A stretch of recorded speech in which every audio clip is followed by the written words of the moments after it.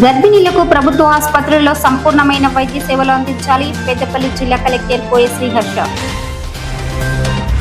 కొత్తపల్లి గ్రామంలో రిటైర్డ్ సింగరేణి ఉద్యోగి హత్య కేసులో నిందితుడు అరెస్ట్. వివరాలు వెల్లడించిన పెద్దపల్లి ఏసీపీ గజ్జు కృష్ణ. పెద్దపల్లి వ్యవసాయ మార్కెట్ కమిటీ చైర్పర్సన్ గా ఈర్ల స్వరూప, ఎమ్మెల్యే చింతకుంట విజయరమణారావు, సీఎం రేవంత్ రెడ్డి, మంత్రులకు కృతజ్ఞతలు తెలిపిన ఈర్ల స్వరూప. పెద్దపల్లిలో పద్మశాలి సేవా సంఘం ఆధ్వర్యంలో కొండ లక్ష్మణ్ బాపూజీ వర్ధంతి కార్యక్రమం. బాపూజీ ఆశయ సాధనకు ప్రతి ఒక్కరూ కృషి చేయాలన్న జిల్లా అధ్యక్షులు వలస Neelayya.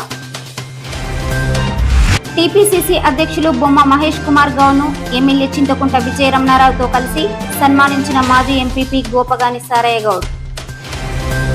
Peddapalli Gayatri degree and PG కళాశాలలో పట్టభద్రుల ఎమ్మెల్సీ ఎన్నికలపై అవగాహన కార్యక్రమం. పట్టభద్రులకు అండగా నిలిచేవారిని ఆదరించాలన్న అసిస్టెంట్ ప్రొఫెసర్ ప్రసన్న హరికృష్ణ. ధర్మారం మండలంలో రాజకీయ పార్టీల సభల పేరుతో డబ్బు డిమాండ్ చేస్తూ వేధిస్తున్న నాయకులు, ప్రైవేట్ స్కూల్ కరెస్పాండెంట్ల ఆవేదన. గౌరెడ్డిపేట రైల్వే గేట్ వేసినప్పుడల్లా ఇబ్బందులు ఎదుర్కొంటున్న వాహనదారులు, ప్రయాణికులు. రైల్వే అండర్ గ్రౌండ్ బ్రిడ్జ్ నిర్మించాలని రైల్వే అధికారులను కోరుతున్న వాహనదారులు, ప్రయాణికులు.